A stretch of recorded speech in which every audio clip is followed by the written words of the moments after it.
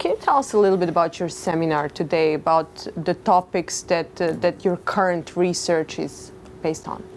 Right. So the seminar today was sort of a walk from sort of a big picture view from on evolutionary processes to industry dynamics and evolution to work that is narrowly focused on developing principles of organization design such that we understand better how you can design teams of people so that they in the aggregate produce results that we're interested in. So that is the aggregate behavior of particular ways of interacting serve the purposes we as we're interested in. That could be increased efficiency in some way, reducing the error they make, reducing the bias, and so on and so forth. Can you give us an example of where this would apply in the organizational reality? Sure. There are plenty of examples of that. For example, our work on screening structures immediately applies to any kind of decision processes, be that at the board, the exec board, or be that in units that decide whether to take the left or the right turn, so to say, in new product development, or crucially, for example, in hiring decisions. So here we are in what we call Rambla de Innovación, which is a Spanish term for innovation high street. How could our innovator teams adopt your knowledge and your thinking? How can they apply it to what they're doing, which is designing experiments, building new prototypes for products and services? There are many ways to think about this. An immediate suggestion would be, if you think open innovation and crowdsourcing, basically there's a question, how do you best structure the input from the crowd, so to say, from your stakeholders, your customers, and so on and so forth. So, do we in some way just take the input we can get? Do we put different weights on that input? Do we structure interaction among different stakeholders along the way? And the work we're doing can tell you or give you some pretty strong suggestions of how to structure those inputs over and beyond what we know currently, for example, in the literature on open innovation.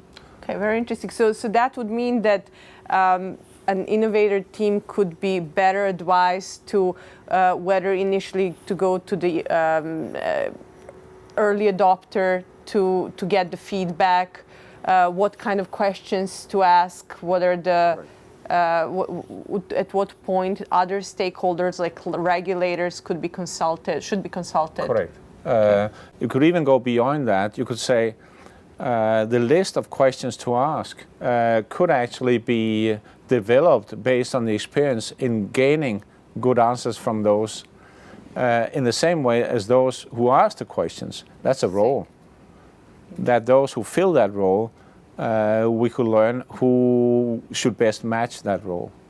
So that would be going even further down that line, and that would involve future work that involves also artificial intelligence, of course.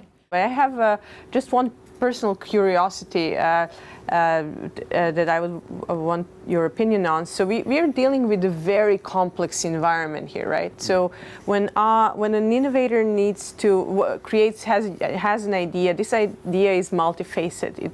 It could be a product with 20 different product features, certain business models, certain price, and all these choices that they make relative to the price, relative to how they sell it in what type of business model, as well as the feature they choose to develop first, they're all interdependent, right?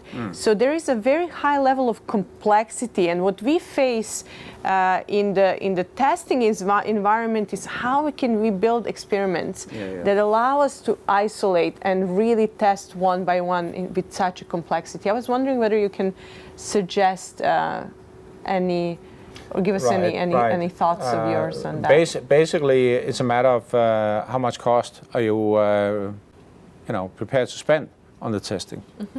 And So conditional on that, you can think creating test environments that systematically will reduce type 1, type 2 error. And thus, in the way you aggregate the information gained from those tests, that in the aggregate you actually get a better estimate than if you basically do not do that.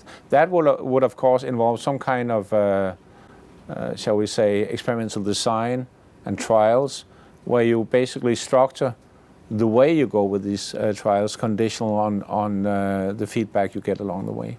Right.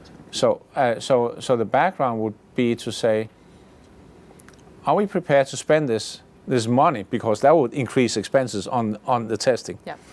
Or do we believe that this is so vague that we basically buy a lottery ticket and abstain from that? That's the big decision. Right. But in some cases, and perhaps in many cases, think a bit more about how you design the test environment, I think could make a lot of sense.